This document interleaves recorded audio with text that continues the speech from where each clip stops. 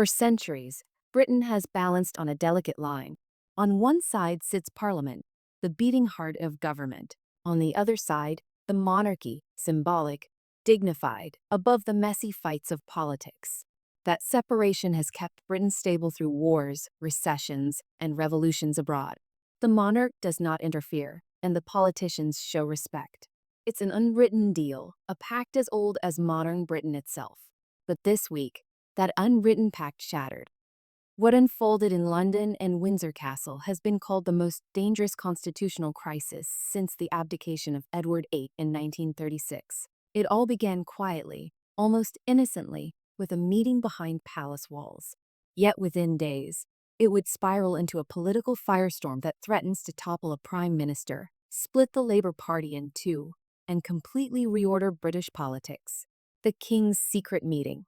3 days before the crisis broke, King Charles III invited Nigel Farage and senior figures from Reform UK into his private study at Windsor Castle. To most people, this might sound routine, but insiders were stunned. Why? Because a private, 2-hour meeting of this kind simply doesn't happen. The monarch's role is ceremonial. A handshake, a ribbon cutting, maybe a polite conversation. That's normal. But a closed-door strategy session with an opposition party? Britain hadn't seen anything like it in more than 300 years. The topic on the table was Reform UK's freshly published policy platform, bluntly titled Restoring Britain's Democratic Foundation. The document accused Parliament of creeping overreach. It warned that traditional institutions were being weakened piece by piece. And it struck a chord with Charles, who has always been deeply concerned about Britain's long-term stability. During the meeting, witnesses say the king uttered just 12 words that would set the fuse alight. Perhaps it's time for fresh thinking in Westminster. The current path seems unsustainable. 12 words. But they carried the weight of centuries. From whispers to headlines, normally such words would remain locked away forever. Royal protocol is absolute. The crown must remain above politics at all costs. What is said inside palace walls is never to be repeated. But somehow, within 48 hours, those 12 words reached the press. The Times broke the story first, then BBC, Sky News, The Guardian, and the Daily Mail. Suddenly, what was meant to stay private was plastered across every front page in Britain. And here's the twist. Reform UK had every reason to keep the King's comments quiet. They gained more by discretion than exposure. Instead, whispers inside the palace suggested the leak came from Downing Street itself, from Labour insiders furious enough at their own leader to damage him by dragging the King's name into the fight. If the plan was to embarrass Keir Starmer, it worked, but not in the way they intended. Starmer's fury. When Keir Starmer read the reports, witnesses say he exploded like never before. He stormed into an emergency cabinet meeting, slamming papers onto the table, his face red with anger. Even his closest allies were taken aback. Angela Rayner, his deputy, later confided she had never seen him so out of control. And then came the moment that could define his career or destroy it.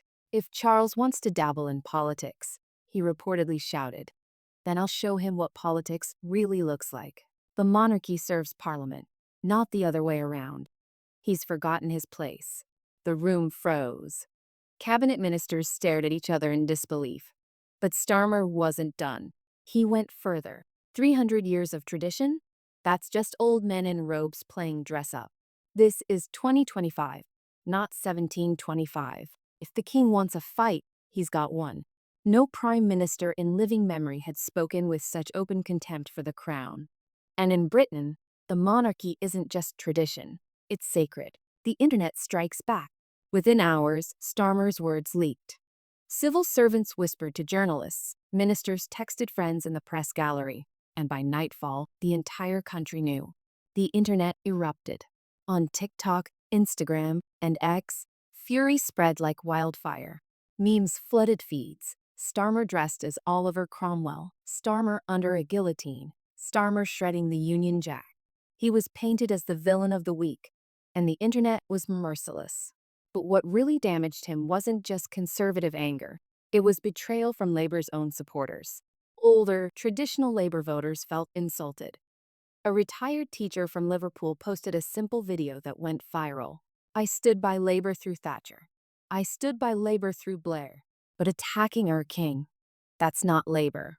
That's not Britain. Her words struck a chord. The clip racked up over 2 million views in a single day, sparking a wave of disillusionment among Labour's base. Polls collapsed. The damage was immediate. A YouGov emergency poll found that 73% of Britons believed Starmer had gone too far. Labour's approval rating plunged from 42% to 28% overnight. In strongholds like Liverpool and Newcastle, confidence in Starmer's judgment dropped by double digits. Almost half of Labour's own voters said they were rethinking their support. At the same time, Nigel Farage and Reform UK surged to historic highs. For the first time, Reform was within striking distance of overtaking Labour as the official opposition. The King's brilliant silence. And through it all, King Charles remained silent. Not a word, not even a hint of response. Constitutional experts praised his restraint as a masterstroke. By saying nothing, Charles appeared calm, dignified, above the chaos, while Starmer looked increasingly reckless and unstable. Inside the palace, whispers spread that Charles was personally hurt by the insults. But outwardly, he showed no emotion. That contrast only deepened the Prime Minister's crisis. Labour in revolt. Inside Labour headquarters, panic turned into open rebellion. WhatsApp groups meant for damage control became plotting grounds. Veteran MPs admitted they had never seen a leader implode so quickly. Diane Abbott reportedly told colleagues, "He hasn't just wrecked himself, he's wrecked all of us." Names of replacements flew around. Angela Rayner, Rachel Reeves, even Ed Miliband as a temporary caretaker. Transport Secretary Louise Hay was seen leaving Downing Street in tears after a shouting match with Starmer, reportedly telling aides she could no longer defend the chaos. By week's end, Labour had sunk to 26% in the polls. Reform UK was at 24%. The Conservatives, steady at 32%, suddenly looked like the only stable force in British politics. A turning point. And so Britain finds itself at a crossroads. A Prime Minister weakened, a party in revolt, a new challenger rising from the fringes, and a monarchy standing taller than it has in decades. This wasn't just a scandal. It wasn't just a political meltdown. It was a turning point in British history.